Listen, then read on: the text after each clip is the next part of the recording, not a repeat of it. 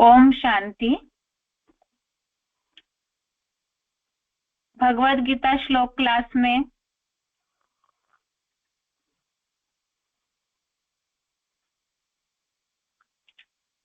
आज फिर से चौथे अध्याय का संक्षेप में सार देखेंगे। इसके पहले हमने भावार्थ को पढ़ा था। कल के क्लास में चौथे अध्याय को लेकर के समस्याएं और उनका श्लोकों से जो समाधान है और दुनिया को समझाने के हिसाब से, सर्विस के हिसाब से किस तरह हम जवाब दे सकते हैं, उन बातों को समझा। आज के क्लास में चौथे अध्याय का जो नाम है ज्ञान कर्म संन्यास योग नामक चौथे अध्याय में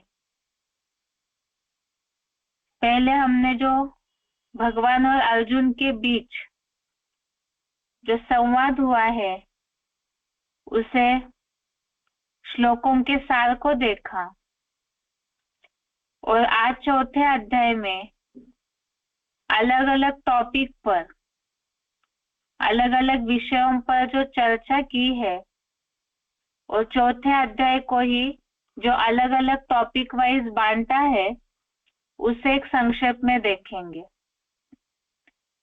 इसके साथ साथ ही इसे समझते समय ही श्लोकों में जो मेन बातें आई है उसे भी देखेंगे, क्योंकि कई बार ऐसे होता है कि पूरे के पूरे 42 श्लोक तो याद नहीं रहेंगे, लेकिन सर्विस फील्ड में किसी को भी समझाते समय अगर श्लोकों का सार पॉइंट के रूप में बुद्धि में है तो बातें सर्विस में मददगार बनेगी।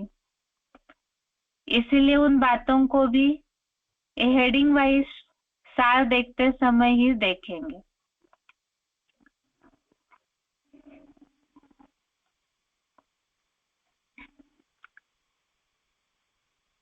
सबसे पहले चौथे अध्याय में 1 से लेकर 18 तक जो श्लोक है, इन श्लोकों को हेडिंग दिया हुआ है सगुण भगवान का प्रभाव और कर्म योग का विषय।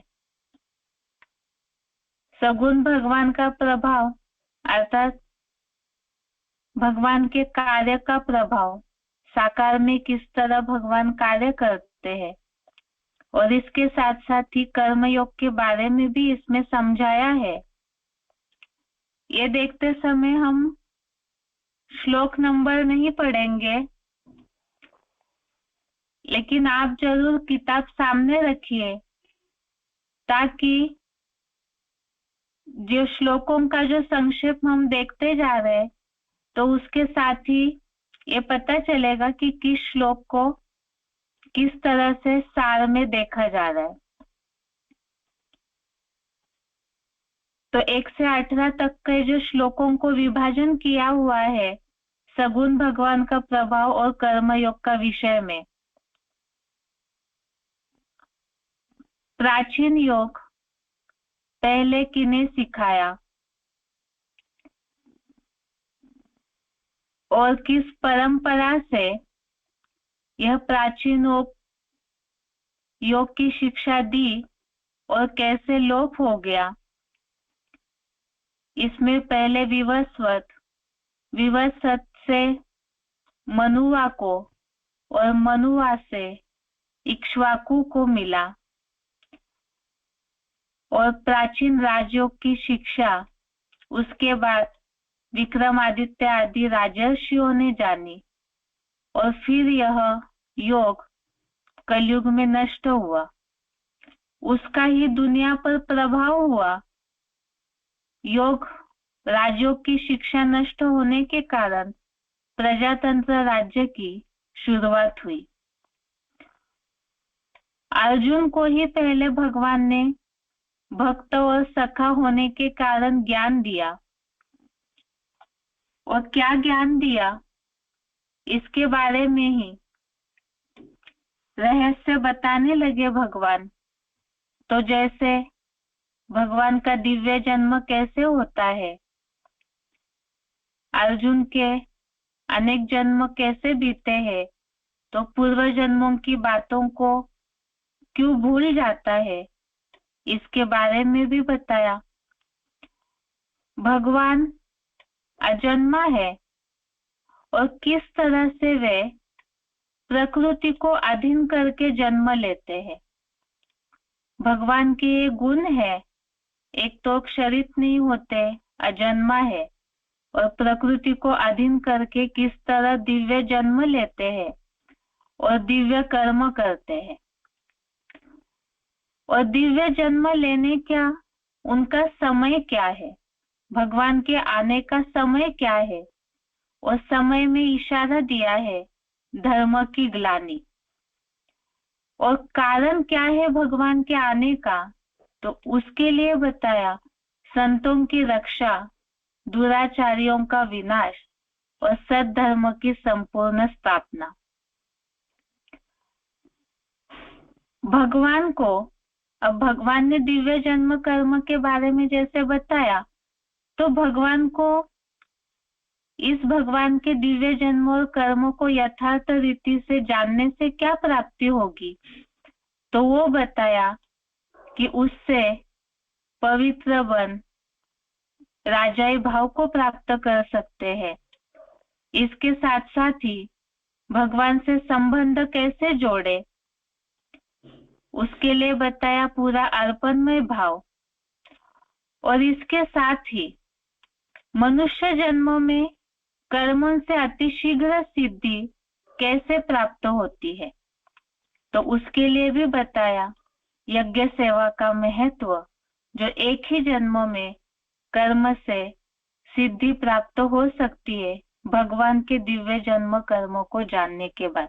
क्योंकि ये तो सारे श्लोकों की लिंक ही चल रही है भगवान के प्रभाव के विषय में, तो वो प्रभाव को, उनके दिव्य जन्म और कर्मों को समझेंगे, उनसे संबंध जोड़ते हैं, तो मनुष्य लोक में ही अर्थात पुरुषोत्तम संगम युग में ही कर्म से उत्पन्न सफलता शीघ्र कैसे प्राप्त हो सकती है।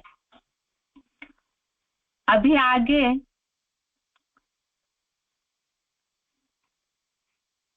सगुण भगवान का प्रभाव के विषय में ही भगवान ने इस सृष्टि पर किस तरह कार्य किया उसके बारे में चर्चा होने लगी है।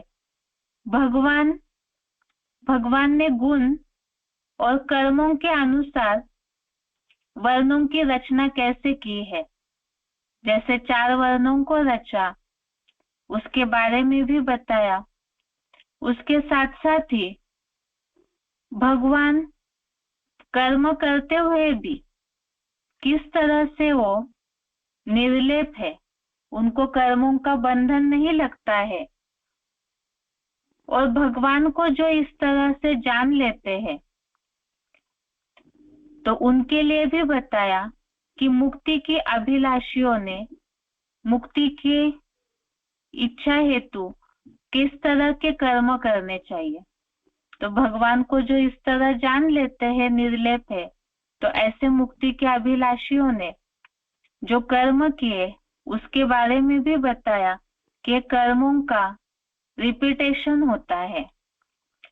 इसके अलावा कर्म की थ्योरी को क्यों जानना चाहिए, कर्मयोग के विषय में कर्मों के बारे में चर्चा बताई है कि कर्म की थ्योरी को क्यों जानना चाहिए।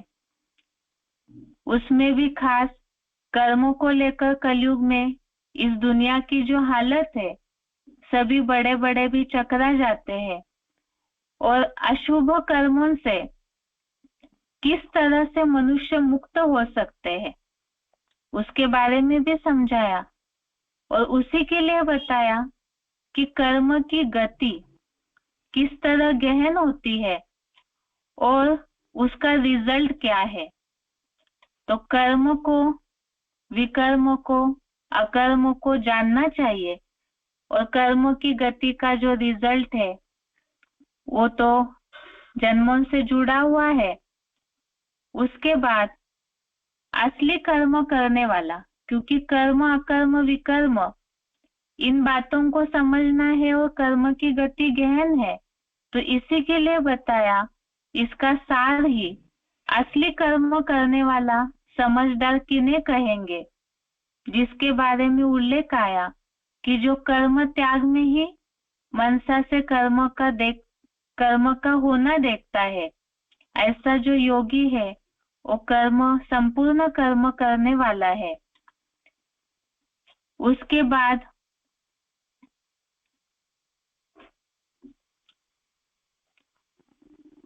आगे है श्लोक नंबर 19 से श्लोक नंबर 23 तक, श्लोक नंबर 19 से श्लोक नंबर 23 तक योगी महात्मा पुरुषों का आचरण और उनकी महिमा। तो यहाँ जो बात चल रही थी अभी कि कर्म त्याग में ही किस तरह कर्म का होना देखता है और वो संपूर्ण योगी है, तो ऐसे जो योगी है उनके कर्मों में क्या निशानियां होगी, उनका आचरण कैसे होगा, उनकी महिमा क्यों गाई जाती है, क्या महिमा है उनकी। उसमें सबसे पहले कर्म योगी को कैसे गुण अपनाने होते हैं। तो सबसे पहले तो इसमें उल्लेख आया काम विकार के संकल्प से रहित होने चाहिए कर्म, तो ये मूल गुण, मुख्य गुण हो गया उनका। पंडित कौन है, तो ज्ञानाग्नि से कर्म जलाने वाला। अब ज्ञानाग्नि से किस तरह कर्म भस्म होते हैं उसके बारे में भी बताया। योगी पुरुषों की महिमा में ही कर्म करते हुए भी अकर्ता की स्टेज कैसे आ सकती है, उनमें क्या गुण होने चाहिए। जैसे आश्रयहीन हो, भगवान के अलावा किसी का आश्रय न लेने वाला, कर्म फल की आसक्ति त्यागने वाला, तो ऐसे अकर्ता की स्टेज में होते हैं। योगियों के किन लक्षणों से कर्म करते हुए भी पाप नहीं बनता, तो उसमें जैसे आशा रहित, चित्त का वश करता, स्वामित्व का त्यागी, ऐसे लक्षणों से पाप को नहीं पाता है। कर्म बंधन से मुक्त होने का क्या तरीका है, उसमें भी प्राप्ति से संतुष्ट रहने वाला, सफलता असफलता में समान रहने वालों को कोई बंधन नहीं होता। अच्छे बुरे कर्म नष्ट कब और कैसे होंगे, तो जैसे आसक्ति रहित होना, सभी से बंधन मुक्त, ज्ञान में दृढ़ बुद्धि और यज्ञ सेवा भाव, ऐसों के सारे कर्म पूर्णतः नष्ट हो जाते हैं। इसके आगे का टॉपिक है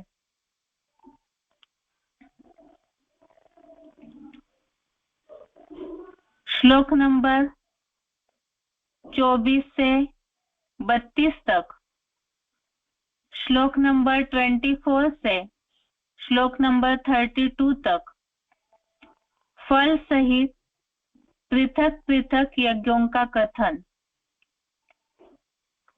जो टॉपिक चल रहा था योगी पुरुषों की महिमा में, यज्ञ सेवा भाव से कर्म पूर्णतया नष्ट हो जाते हैं, तो वो यज्ञ भी कैसे और कितने प्रकार के हैं उसका उल्लेख बताया है। भक्ति मार्गीय कर्म कांडों के अनेक प्रकार है। भक्ति मार्गीय यज्ञों के प्रकार, इसमें जैसे कि ब्रह्म में अर्पित हवि, जिसका रिजल्ट ब्रह्मलोक ही गंतव्य किस तरह से है, इसका बेहद में अर्थ भी हमने देखा। हिरण्यगर्भ, उसके अलावा किस तरह से गंतव्य प्राप्त करने के लिए मनसा वाचा कर्मणा सेवा में समाधिस्थ होने वाले। अब इसके बाद जो अलग अलग यज्ञ में अर्पण करने की क्रियाकांड है, कर्म कांड है, उसका भी उल्लेख है। एक तो देवों की सेवा करने वाले, अर्थात उपासना करने वाले, वो भी होम ही करते हैं, हवन करते हैं। इंद्रियों के विषय भोगों को अर्पण करने वाले, इंद्रियों की भी आग में आहुति देने वाले, ये भी एक प्रकार है यज्ञ का। तीक्ष्ण व्रत वाले कौन है? इसमें जैसे कि बात आई पदार्थों की सेवा करने वाले, तप करने वाले, इसका बेहद में अर्थ देखा, आत्मस्मृति का तप। और जैसे विविध प्रकार का अध्ययन करने वाले, ज्ञान यज्ञ सेवी, ऐसे वैरायटी प्रकार के तीक्ष्ण व्रत वाले योगी जन। इसके अलावा और एक प्रकार बताया, प्राणायाम का आश्रय लेने वाले। तो दुनिया में प्राणायाम माना प्राण, अपान वायु, यह हद में लिया जाता है। इसका बेहद में अर्थ देखा, प्राण वायु शुद्ध संकल्प और अपान वायु अशुद्ध संकल्प। भक्ति मार्गीय कर्म कांडों में स्थूल में वायु तत्व की आहुति देते, उसका बेहद का अर्थ समझा, शुद्ध अशुद्ध संकल्प, तो अशुद्ध संकल्पों की आहुति देना। भक्ति मार्गीय कर्म कांडों में ऐसे जो हठ योग वाले हैं, वो भी एक प्रकार बताया जो प्राणायाम के आश्रय में रहते हैं। उपवास आदि तापित यज्ञ वाले, ये विविध प्रकार हो गए। ये सब भी जैसे अपने स्वाहा स्वाहा वाले, पूरी तरह शरीर को भी स्वाहा करने वाले, पापों को क्षीण करने वाले, ये भी हठ योगी यज्ञ करता है, ये भी प्रकार हो गया। अब इन सब यज्ञों में भी एक बात बताई कि किस बात को महत्व दिया जाता है। तो यज्ञ सेवा से बचे हुए को भोगने वाले वो संत पुरुष है। और दूसरा, इसमें एक स्वार्थीपने की कैटेगरी का भी उल्लेख बताया कि यज्ञ सेवा विहीन स्वार्थी होने का रिजल्ट क्या है। तो उन्हें कोई भी प्रकार के संसार में सुख नहीं होगा, ना यह संसार सुखी और ना ही वैकुंठ का सुख मिल सकता है जो स्वार्थी है। अब इसके अलावा ये विविध प्रकार के यज्ञों के कर्मकांड हो गए भक्ति मार्ग के, लेकिन इन सब से क्योंकि कहीं ना कहीं अर्जुन की बुद्धि भटकेगी, इसीलिए इसका रास्ता भी भगवान ने बताया इसमें कि ब्रह्मा मुख से यज्ञों का, भांति भांति के यज्ञों का विस्तार हुआ है। और ये विभिन्न यज्ञ कर्म से मुक्ति का तरीका क्या है, तो तरीका भी बताया कि ये जो यज्ञ कर्म है और कर्मेंद्रियों के कर्म घमंड से उत्पन्न हुए हैं, तो उसे जानकर मुक्त होना चाहिए। और उसे जानने के लिए ही असली यज्ञ को जानना चाहिए।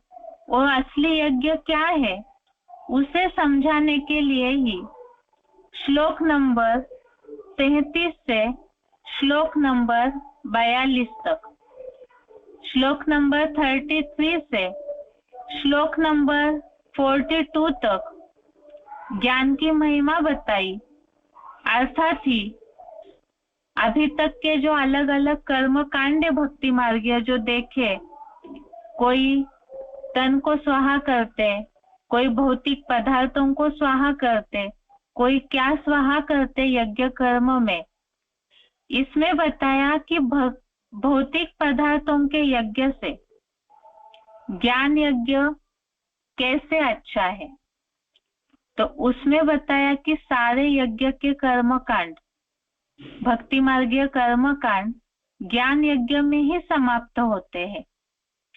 और वो यज्ञ का नाम बताया राजस्व अश्वमेध रुद्र ज्ञान यज्ञ। और उसमें क्या स्वाहा होना चाहिए उसके बारे में बताया। अश्वमेध अर्थात मन रूपी घोड़े को स्वाहा करने की बात, तो इसीलिए ये ज्ञान यज्ञ अधिक अच्छा है। अब ये ज्ञान यज्ञ जो है इसे कैसे समझेंगे, इसमें स्वाहा करने की विधि क्या है, एक अधिक अच्छा क्यों है, तो उसके लिए ही ज्ञान का महत्व समझना है। और वो ज्ञान का महत्व समझने का तरीका, ज्ञान को समझने का तरीका समझा, साप्ताहिक कोर्स और साथ में प्रश्नोत्तर करके उस ज्ञान को समझना चाहिए। वो कहाँ समझना है, कैसे समझना है, तो उसका एड्रेस भी बता दिया कि जहाँ पे साप्ताहिक कोर्स के द्वारा उस स्थान पर जा करके पूरी तरह प्रश्नोत्तर करके उस ज्ञान यज्ञ को, ज्ञान को समझा जा सकता है।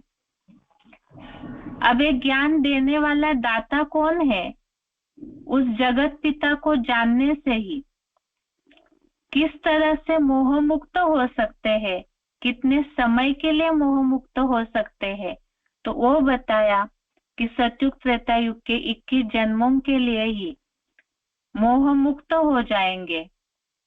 और वो मोह मुक्त कैसे होंगे, उसका तरीका बताया कि बीज में वृक्ष को कैसे देखे, अर्थात जो विभिन्न प्रकार की टाल टालियों रूपी संबंध है, उन सारे संबंधों को ही एक बीज में देखने से ही मोह मुक्त होंगे। उसके साथ साथ ही ज्ञान की महिमा में एक प्रकार और आता है, ज्ञान से ही पार जाने की बात, इस पापी दुनिया से ज्ञान से ही पार जाने की बात। तो ज्ञानी जहाज कौन है और उस जहाज के द्वारा कैसे पार हो सकते हैं और कौन पार हो सकते हैं, इसके बारे में समझा।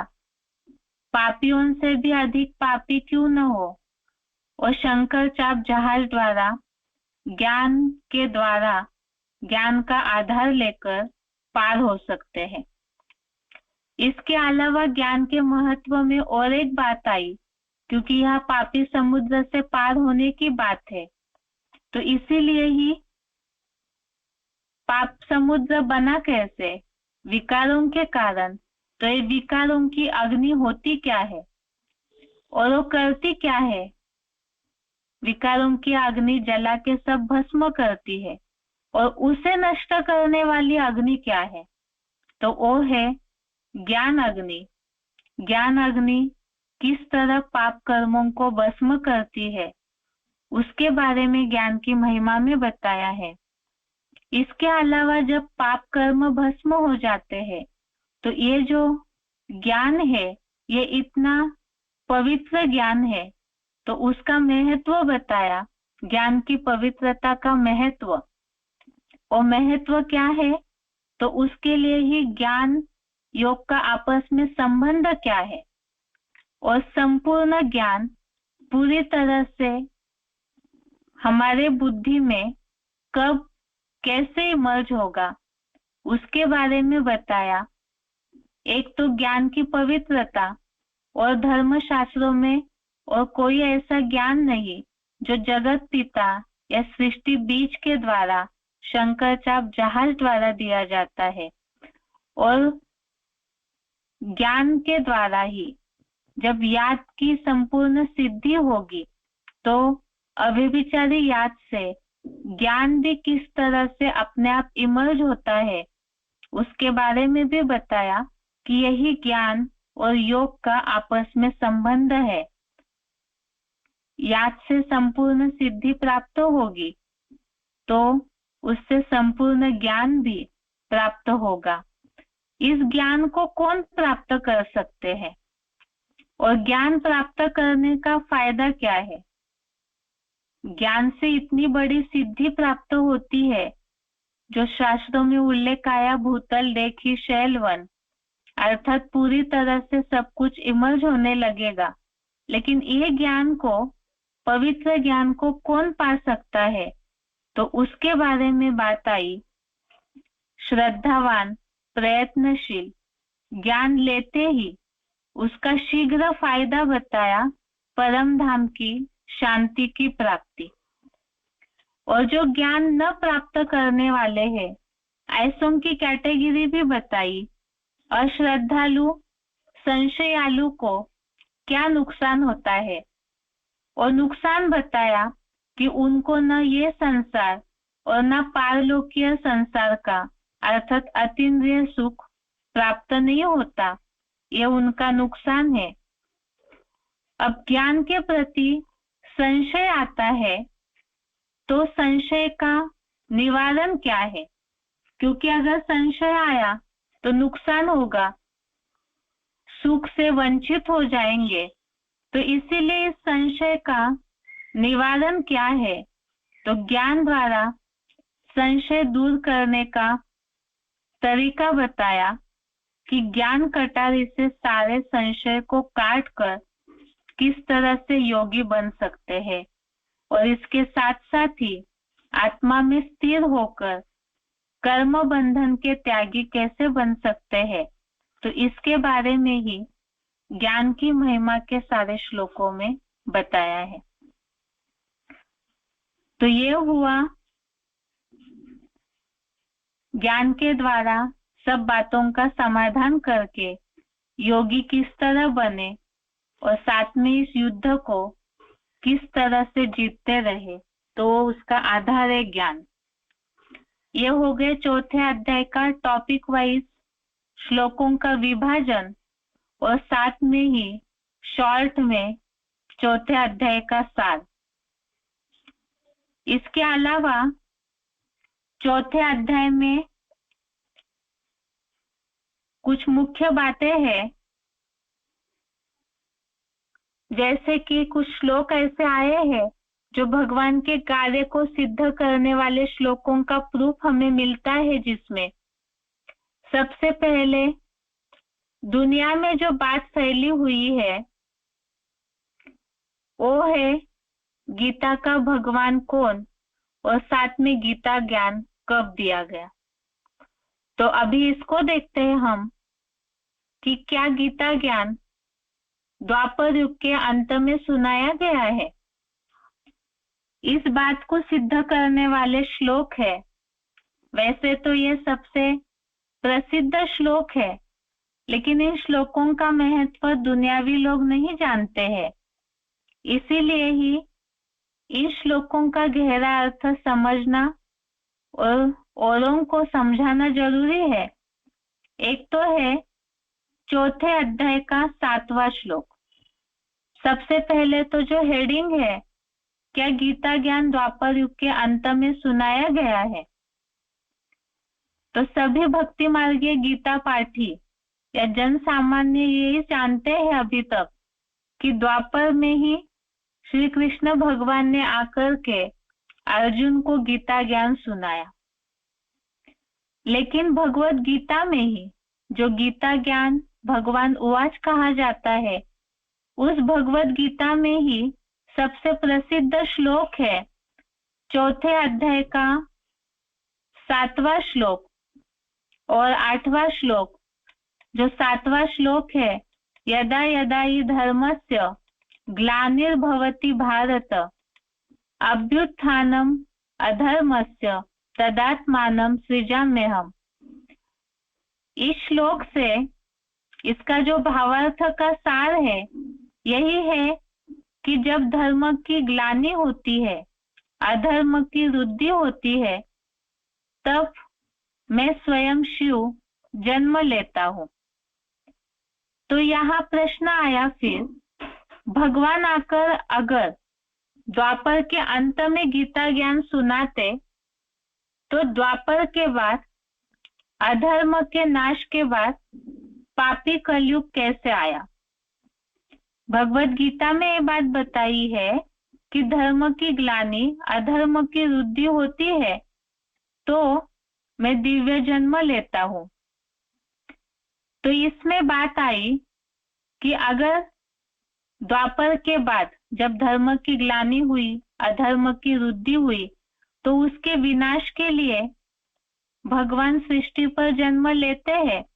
तो द्वापर युग के बाद अधर्म का नाश होना चाहिए था, लेकिन अधर्म का अगर नाश हुआ होता तो फिर द्वापर के बाद कलयुग कैसे आया। दूसरी बात, धर्म की ग्लानि जो है वो तो जहां अनेक धर्मों की मौजूदगी हो तभी कही जाएगी।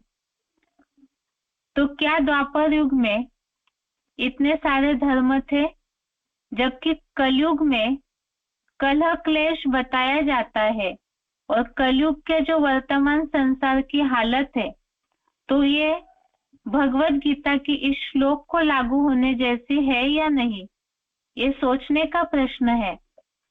तो धर्म की ग्लानि अनेक धर्मों की मौजूदगी में हो तभी, अनेक धर्मों की मौजूदगी हो तभी कही जा सकती है।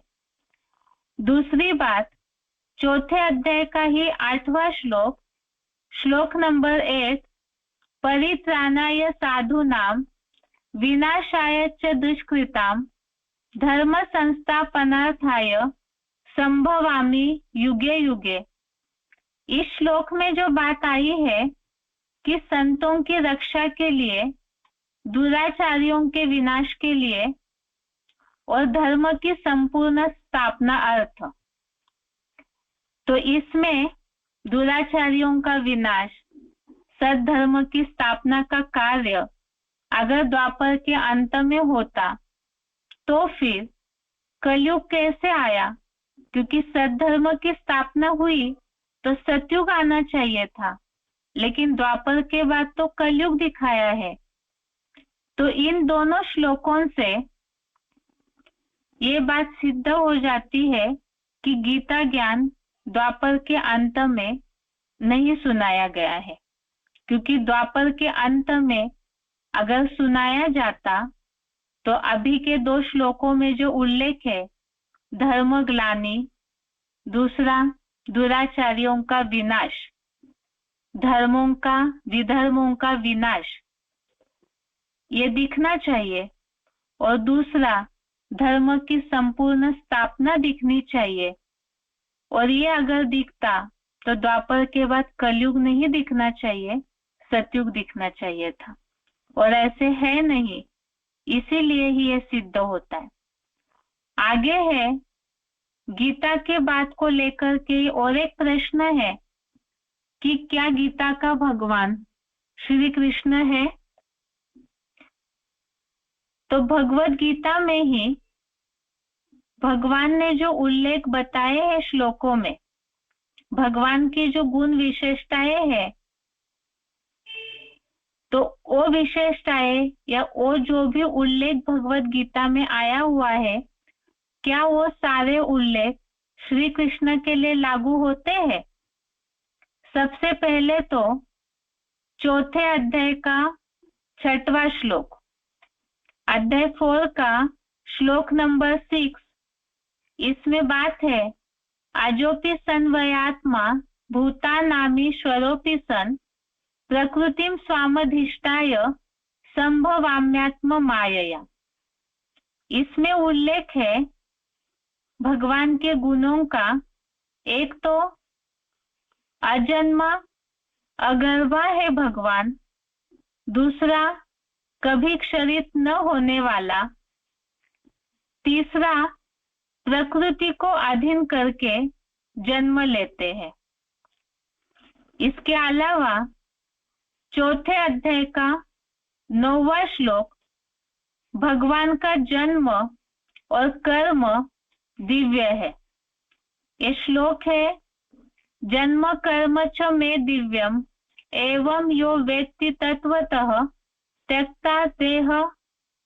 त्यक्त्वा देहम पुनर्जन्म नैति मामेति सोऽर्जुन।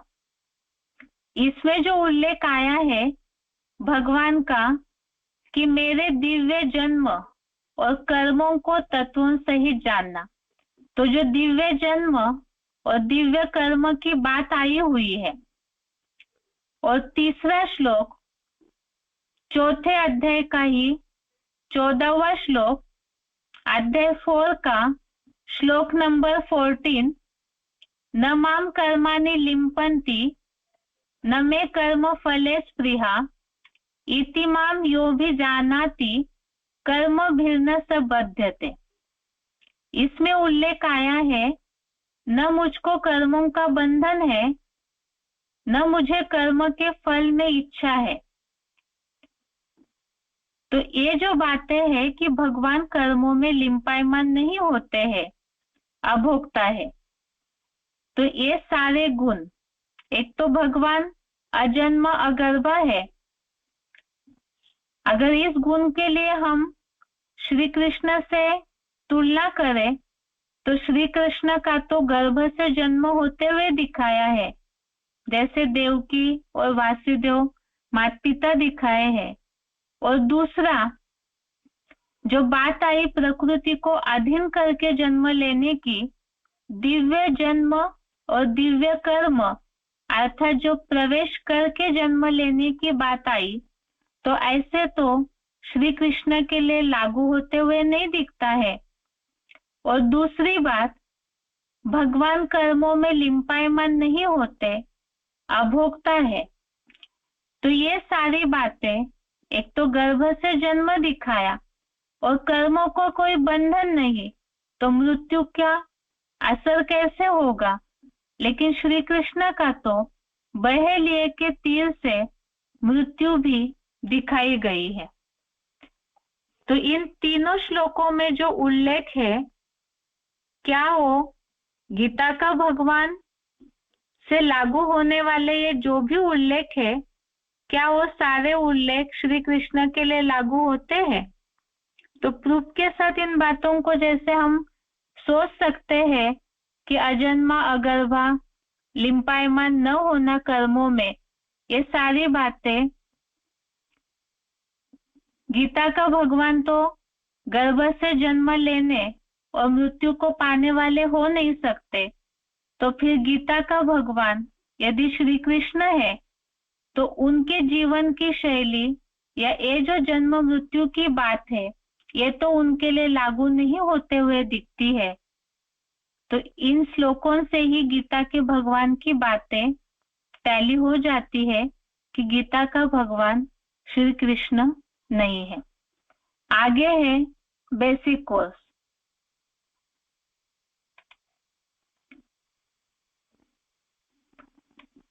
बेसिक कोर्स में बात चल रही थी सर्व आत्माओं का पिता। इसमें अभी तक हमने भगवान का नाम और रूप के बारे में जाना है, और जैसे हमने समझा सर्व आत्माओं के पिता एक है, तो इसीलिए ही भगवान के रूप की मान्यता हर धर्म में मानी जाती है और उसमें साम्यता भी है। और भगवान का जो नाम है, उनके कर्तव्य के आधार से सभी उनके बारे में, उनके नाम को भी स्वीकार करते हैं। अब इसी तरह से भगवान की पूरी जानकारी हमें लेनी है, क्योंकि ये हमने देखा कि भगवान को जानने से ही उनसे पूरी तरह यथार्थ प्राप्ति कर सकते हैं। अब बात है परम पिता का भगवान का देश क्या है। देश अर्थात ही भगवान के रहने का स्थान, घर। तो परम पिता का घर कौन सा है। जिस तरह से आत्माओं का और आत्माओं के पिता का रूप एक है, ज्योति स्वरूप, और उसे सभी मानते हैं, स्वीकार करते हैं, इसी तरह से आत्माओं का और परम पिता का घर भी एक ही है। जैसे कि उदाहरण के लिए बच्चों का घर और पिता का घर एक ही होता है, और हम सब संतान है भगवान की, तो इसीलिए आत्माओं का घर वही परम पिता का भी घर है, और जो परम पिता का घर है वही आत्माओं का घर है। उस आत्मालोक के बारे में ही, अर्थात ही भगवान के घर के बारे में ही बताया है।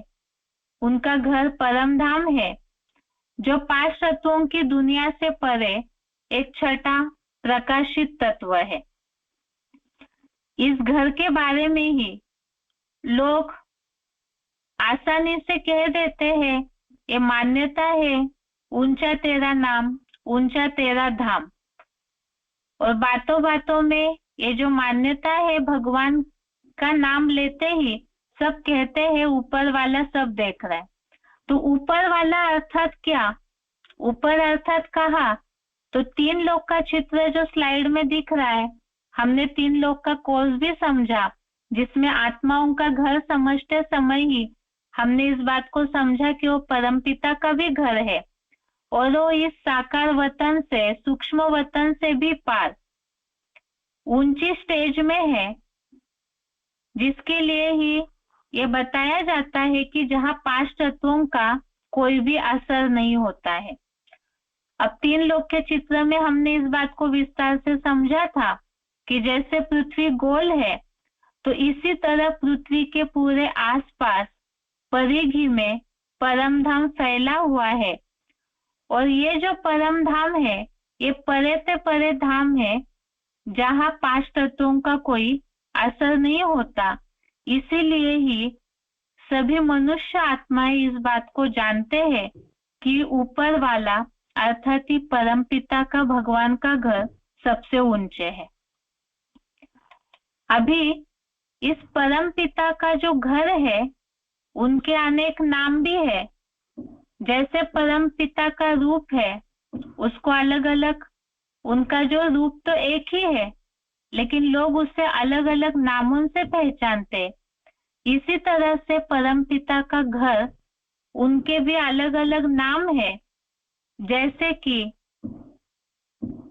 परे ते परे धाम, तो परम धाम हुआ। ऐसे ही परम धाम मूल वतन भी है, शरीर का मूल आत्मा है, तो इसीलिए वो मूल वतन आत्माओं का भी घर है। वहां शरीर या 5 तत्वों का कोई कनेक्शन नहीं, साकार देह का कोई कनेक्शन नहीं, केवल आत्मा ही रहती है।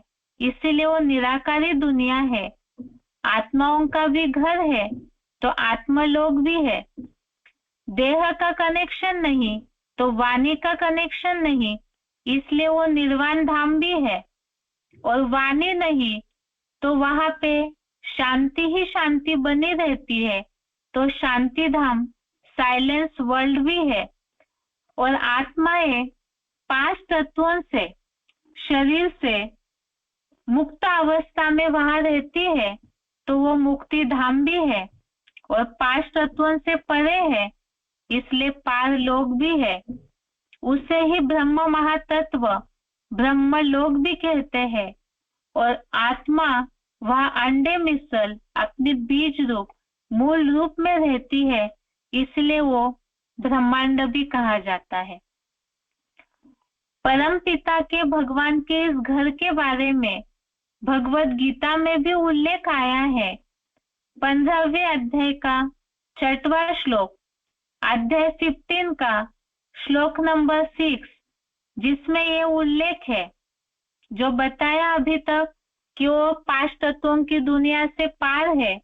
तो इसी तरह भगवत गीता में उल्लेख आया कि सूर्य चंद्र, न ही वहां कोई सूर्य चंद्र का प्रकाश और न कोई वहां अग्नि भासित होती है। और वही मेरा तद्धाम परमम मम, अर्थात मेरा परम धाम है।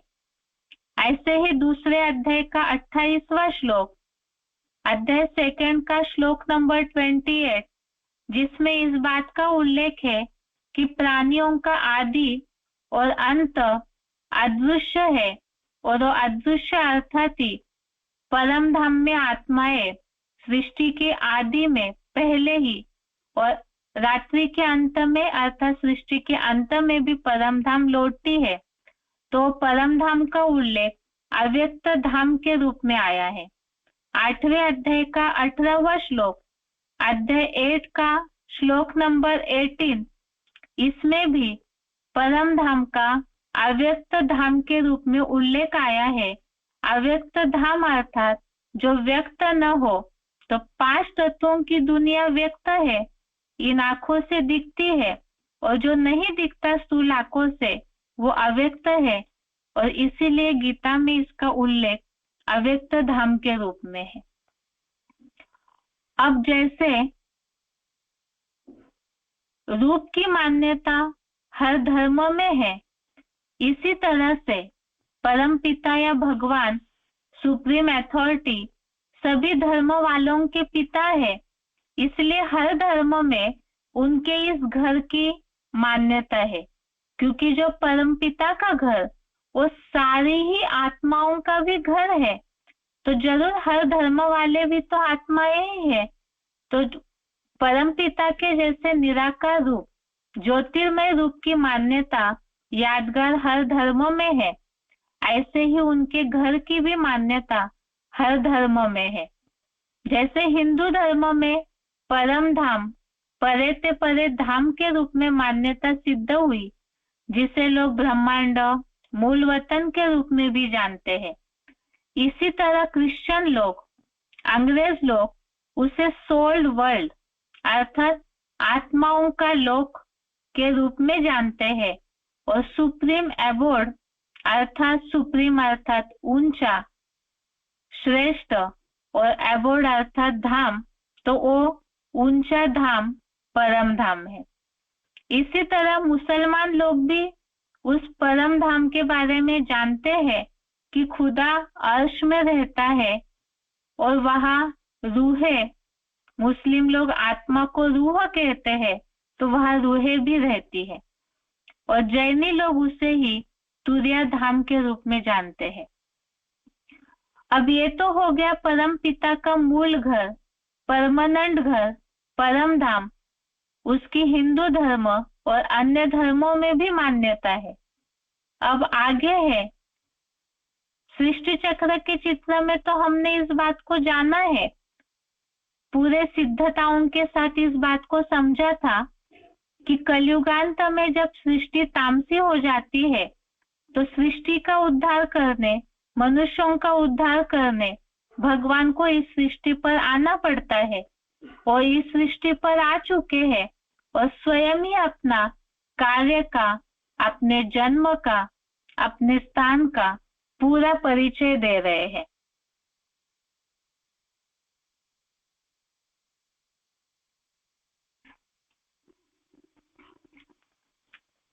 अब प्रश्न उठता है कि भगवान जब इस सृष्टि पर आए हैं, मनुष्य लोक में आए हुए हैं, क्योंकि वो परम धाम से इस सृष्टि पर दिव्य जन्म, दिव्य कार्य के लिए जब आते हैं, तो इतनी बड़ी धरती है, ये साकारी लोक तो बहुत बड़ा है, तो इस धरती पर जिसे विश्व कहा जाता है, उस विश्व में भी किस देश में आए हैं और क्यों?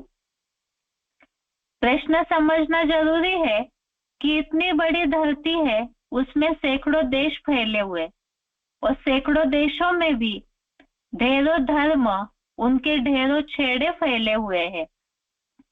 तो फिर भगवान जब सृष्टि पर आएंगे तो किस स्थान पर आते होंगे? क्योंकि हर धर्म वाले भगवान को मानते हैं, उनकी उपासना करने का, भजने का तरीका सभी का अलग अलग है।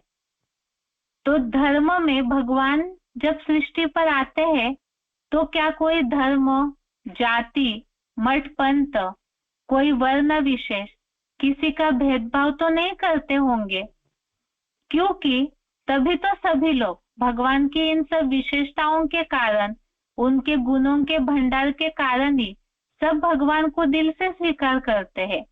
अब विश्व में तो अनेक देशों में धर्म फैले हैं, और ये देखने में आता है जैसे अमेरिका, यूरोप जैसे धर्म देशों में क्रिश्चियन धर्म फैला है, चीन, जापान, मलाया जैसे देशों में बौद्ध धर्म फैला है। तो ऐसे कई देश है जिनमें एक ही धर्म को प्राधान्यता दी जाती है, और भगवान तो कोई धर्म का, जात पात का पक्षपात नहीं करते। तो कोई एक पर्टिकुलर धर्म को मान्यता देने वाले देश में यदि भगवान आए, तो उनके ऊपर पक्षपात की उंगली उठेगी। इसका मतलब भगवान कोई एक धर्म विशेष के देश में या स्थान में नहीं आ सकते हैं। तो फिर जिस भी देश में भगवान आते हैं, उनका उस देश में उस स्थान में आने का मूल कारण क्या हो सकता है? वो कारण ही पहले गीता के आधार से देखते हैं। जो भगवत गीता में उल्लेख आया है, चौथे अध्याय का 7वां श्लोक, जो यदा यदा ही धर्मस्य, अर्थात धर्म की ग्लानि जहाँ शुरू होती है, जब शुरू होती है, तो ऐसे समय में ही भगवान इस सृष्टि पर आते हैं। तो धर्म की ग्लानि और अधर्म की वृद्धि, इसका मतलब धर्म की ग्लानि कब होती हो? जहाँ एक पर्टिकुलर धर्म पलता है वहां, या जहाँ अनेक धर्म हो, अनेक धर्मों के लोग जहाँ हो वहां। जरूर जहाँ अनेक धर्मों के लोग होते हैं वहां ही धर्म की ग्लानि होती होगी, क्योंकि भगवान ने गीता में ही इस बात को बताया कि ऐसे अनेक धर्मों को त्यागना चाहिए। गीता का जो 18वें अध्याय का 66वां श्लोक है, अध्याय 18 का श्लोक नंबर 16, इसमें ये बात बताई है, सर्वधर्मान परित्यज्य। तो जहां धर्म की ग्लानि होती हो वहां ही भगवान बात बोलेंगे कि इन सब धर्मों को त्याग दो। तो कौन सा देश है जहां पे अनेक धर्मों की मौजूदगी देखने में आती है? क्योंकि अभी तो हमने देखा, और भूगोल के हिसाब से भी सभी लोग इस बात को जानते हैं कि बाकी जो भी अन्य धर्म खंड है वहां पर एक एक धर्म की ही प्राधान्यता दी जाती है। तो कौन सा देश है जिसमें अनेक धर्मों की मौजूदगी देखने में आती है? तो 2500 वर्ष का इतिहास, उसे हम अगर देखें तो सबसे ज्यादा धर्म के नाम पर हिंसा किस देश में हुई है? जहां अनेक धर्म वालों ने भी राज्य किया हो, या मूल रूप में धर्म की ग्लानि, धर्म के नाम पर हिंसाचार, लड़ाई झगड़े, ये सबसे ज्यादा किस देश में होता होगा?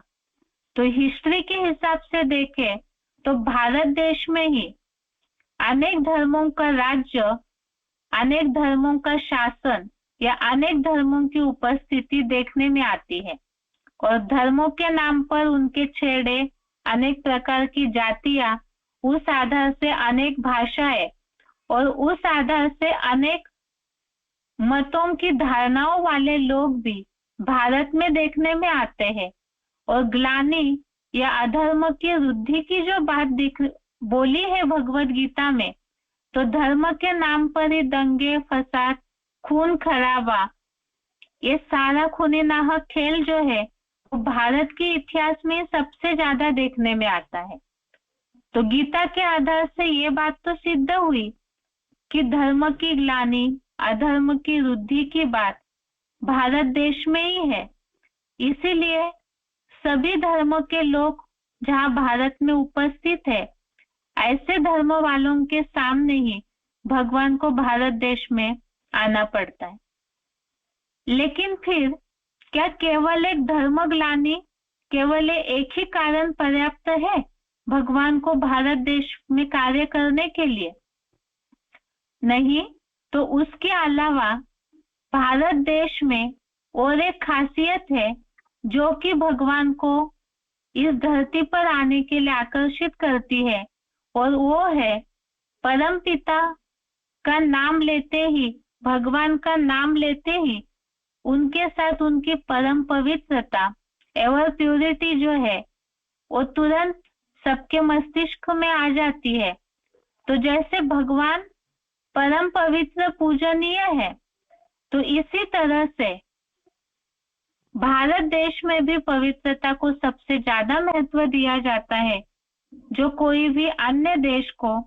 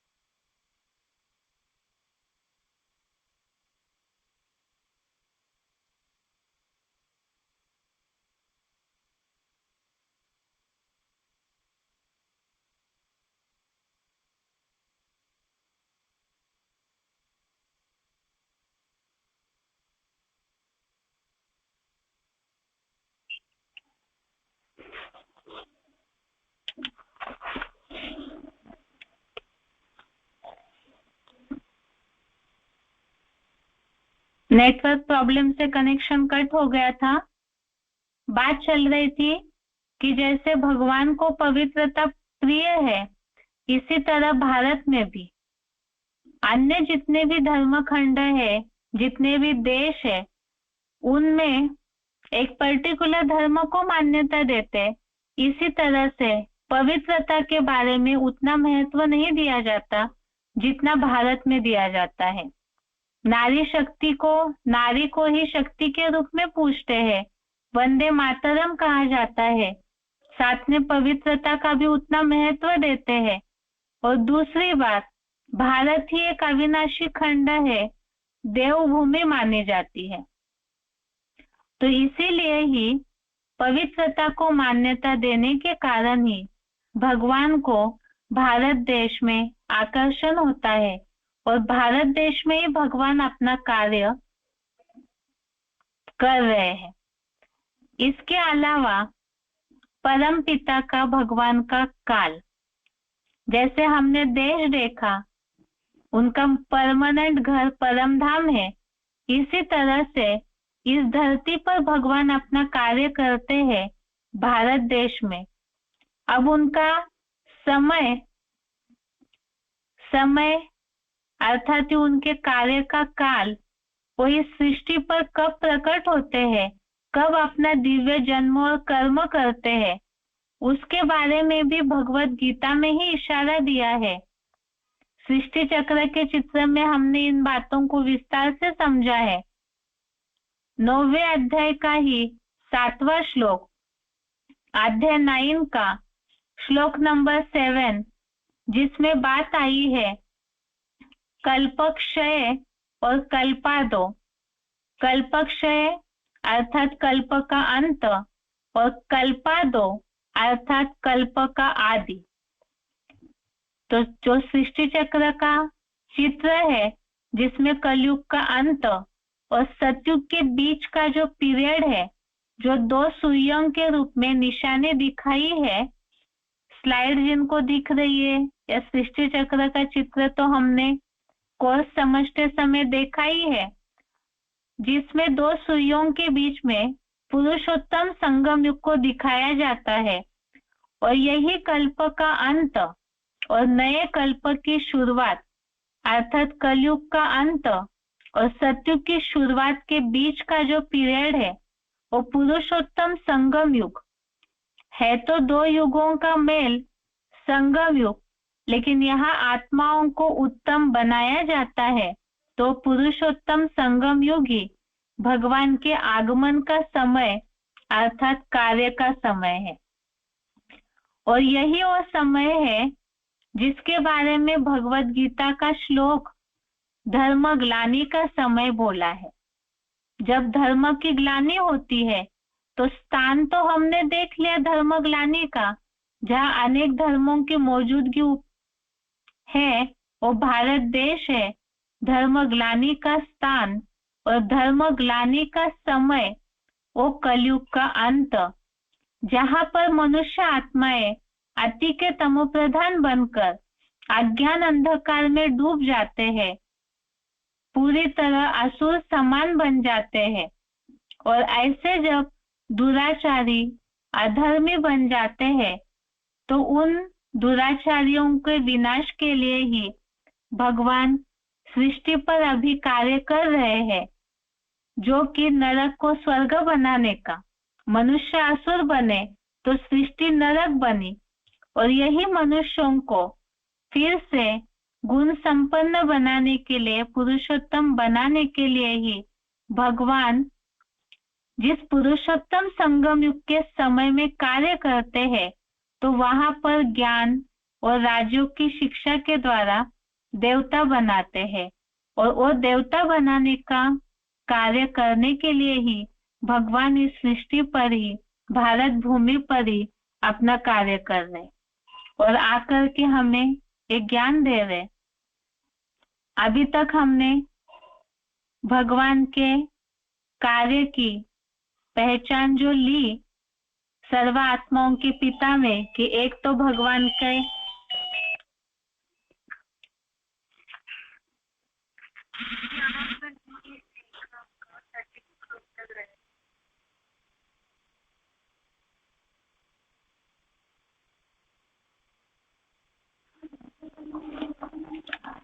अभी तक के कोर्स में हमने भगवान के रूप के बारे में समझा, नाम के बारे में समझा, भगवान का स्थान, घर के बारे में समझा और उनके कार्य का समय के बारे में समझा। आगे के क्लासेस में हम भगवान के गुण के बारे में समझेंगे और जैसे इसके पहले भी देखा शिव शंकर में क्या अंतर है वो भी देखेंगे। इसके अलावा कल के टेस्ट के लिए एक अनाउंसमेंट है। चौथा अध्याय पूरा हो चुका है और अभी तक हम जैसे जैसे श्लोक पढ़ते रहे उतने श्लोकों का ये हफ्ते भर के श्लोक जितने पढ़े उसका टेस्ट देते आए। अभी चौथा अध्याय पूरा हुआ है, इसीलिए कल के श्लोक टेस्ट में चौथे अध्याय का 1 से लेकर के 32 नंबर श्लोक तक, चौथे अध्याय का श्लोक नंबर 1 से श्लोक नंबर 32 तक श्लोक होंगे टेस्ट के लिए और उसके अगले हफ्ते जो बाकी बचे हुए श्लोक हैं वो होंगे। एक बार दोबारा अनाउंसमेंट, कल के श्लोक टेस्ट में 1 से लेकर के 32 नंबर श्लोक तक के प्रश्न होंगे, तो उसी हिसाब से आप अपनी तैयारी कीजिए और उसके अगले हफ्ते के श्लोक टेस्ट में आगे के जो बचे हुए श्लोक है उस पर टेस्ट होगा। आज के लिए गीता क्लास यहाँ तक ही। ओम शांति।